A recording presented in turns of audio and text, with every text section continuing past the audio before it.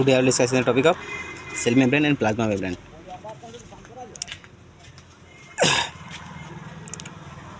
Cell membrane ये क्या है? प्लांट का सेकेल मेम्ब्रेन है और एनिमल का क्या है? फास्ट मेम्ब्रेन है।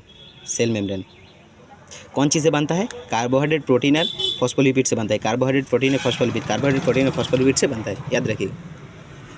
ये क्या है? लिविंग है, सेमी परमेबल होता है। एनिमल सेल अब प्लांट सेल में कौन कहाँ पे रहता है देख लीजिए ना। एनिमल सेल में क्या होता है? फर्स्ट हम लोग को जो लेयर है वो सेल मेम्ब्रेन है। उसका अंदर क्या होता है? साइटोप्लाज्म रहता है। साइटोप्लाज्म रहता है वो क्या? लिक्विड होता है। और बीच में क्या रहता है? न्यूक्लियस रहता है। और प्लांट सेल में क्या होता है ना? फर्स्ट क्या होता है?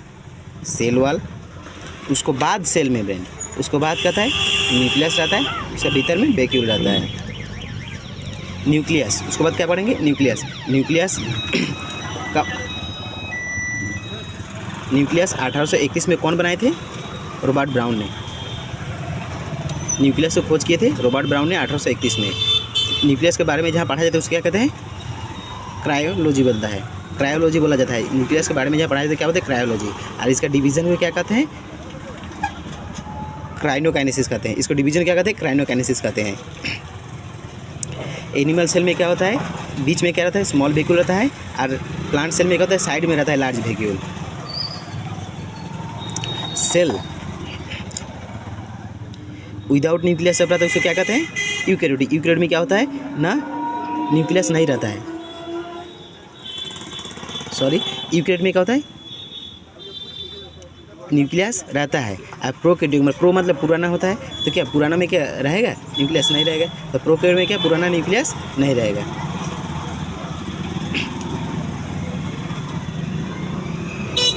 न्यूक्लियस को क्या कहते हैं? Brain of the cell, controller of the cell. Nucleus को बोला जाता है brain of the cell, control of the cell. ये क्या? डबल मेम्ब्रेन होता है। न्यूक्लियस के बीच में क्या हो रहता है? न्यूक्लियोलास रहता है। न्यूक्लियस के बीच में न्यूक्लियोलास रहता है। इसी को क्या कहा जाता है? फैक्ट्री ऑफ राइबोसोम भी कहा जाता है। फैक्ट्री ऑफ राइबोसोम भी कहा जाता है। किसको? न्यूक्लियोलास को। ये न्यूक्लियोलास को खोज कौन किए थे? डिस्कवर कौन किए थे? फंटानो। न्यूक्लियस क्या क्या रहता है? डीएनए और न्यूक्लियस के अंदर डीएनए आरएनए दोनों रहता है। जेनेटिक मटेरियल भी रहता है। जेनेटिक मटेरियल क्या है? न्यूक्लियस, माइटोकॉन्ड्रिया, क्लोरोप्लास्ट, ये तीनों में क्या होता है? डीएनए रहता है। न्यूक्लियस का जेनेटिक मटेरियल कौन कौन है? न्यूक्लियस, माइटोकॉन्ड्रिया, न्यूक्लियोलास, माइटोकॉन्ड्रिया এবং क्लोरोप्लास्ट, ये तीनों में क्या होता है? डीएनए रहता है। कौन अरेंजमेंट में कैसा रहता है? ना लीनियर अरेंजमेंट में रहता है। न्यूक्लियस में क्या रहता है? लीनियर अरेंजमेंट में रहता है न्यूक्लियस में क्या डीएनए होता है? डीएनए का लंबाई कितना है? 2.2 मीटर होता है। इसमें 46 जोड़ा क्रोमोसोम होता है। अप्रॉक्स 30,000 जीन रहता है। ये क्या? लीनियर अरेंजमेंट में रहता है। लीनियर अरेंजमेंट में रहता है न्यूक्लियस। उसके बाद क्या पढ़ेंगे? माइटोकॉन्ड्रिया। माइटोकॉन्ड्रिया का खोज कौन किए थे? डिस्कवर्ड कौन थे? Altman and Kolliker. ऑल्टमैन एवं कोलिकर इसको खोज किए थे। इसका अदर नाम क्या है? बायोप्लास्ट है। और ये जो माइटोकॉन्ड्रिया खोज किए थे ऑल्टमैन कोलिकर, पर ये जो माइटोकॉन्ड्रिया ये टर्म कौन दिए थे? सीबेंडा। माइटोकॉन्ड्रिया टर्म दिए थे कौन? सीबेंडा। ये क्या है? डबल मेम्ब्रेन होता है। इसी को क्या कहा जाता है? Power house of the cell. Power house of the cell कहा जाता है। एटीपी मिल कहा जाता है। एटीपी करेंसी कहा जाता है। Power house of the cell, ATP mill, ATP currency. Power house of the cell, ATP mill, ATP currency, तीनों इंपॉर्टेंट है। क्राब साइकिल भी देखा जाता है। क्रिस्टी लाइक स्ट्रक्चर भी देखा जाता है। क्रिस्टी भी देखा जाता है। ये कौन कैसा होता है ना? अंगुली लाइक स्ट्रक्चर होता है, फिंगर लाइक स्ट्रक्चर होता है क्रिस्टी। क्राब साइकिल देखा जाता है, क्रिस्टी देखा जाता है। यहाँ का राइबोसोम कैसे होता है? 70S होता है। राइबोसोम 70S होता है। यहाँ पे डीएनए कैसा रहता है ना? सर्कुलर रहता है। डीएनए सर्कुलर अरेंजमेंट में रहता है। और न्यूक्लियस में कैसे था? लीनियर अरेंजमेंट में था। यहाँ पे मैक्सिमम क्या एंजाइम होता है? और मैक्सिमम एंजाइम के कारण क्या होता है? माइटोकॉन्ड्रिया अपने से ही विभाजन हो जाता है। सेल्फ डिवीजन देखा जाता है माइटोकॉन्ड्रिया में।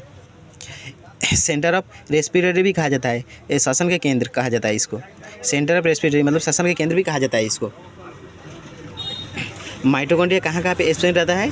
माइटोकॉन्ड्रिया नहीं देखा जाता है बैक्टीरिया में, माइकोप्लाज्मा और साइनोबैक्टीरिया, बैक्टीरिया माइकोप्लाज्मा साइनोबैक्टीरिया में क्या होता है, माइटोकॉन्ड्रिया नहीं देखा जाता है, माइटोकॉन्ड्रिया नहीं रहता है।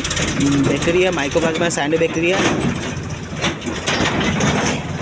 ये क्या है, माइटोकॉन्ड्रिया है। माइटोकॉन्ड्रिया के अंदर क्या है, फिंगर लाइक स्ट्रक्चर, क्या कहते हैं उसको, क्रिस्टी कहा जाता है। ये जो आउटर लेयर आता है ना, ये क्या होता है, स्मूथ होता है, पर अंदर जो होता है वो राफ होता है। ये जो अंदर जो लेयर है ये क्या है, राफ होता है, इनर लेयर। इसमें ही फिंगर लाइक स्ट्रक्चर देखा जाता है। इसे क्या कहते हैं, ये क्रिस्टी है। इसके अंदर F0 F1 भी देखा जाता है, F0 F1, और उसी को क्या कहता है, ऑक्सीजोम भी कहा जाता है। ये क्या कहता है, सिंथेसिस ऑफ एटीपी करते हैं, एटीपी का संश्लेष भी करते हैं। F0 F1 देखा जाता है, F0 F1 ये पे है, इसको ऑक्सीजोम भी कहा जाता है। ये क्या करते हैं, एटीपी का सिंथेसिस करते हैं।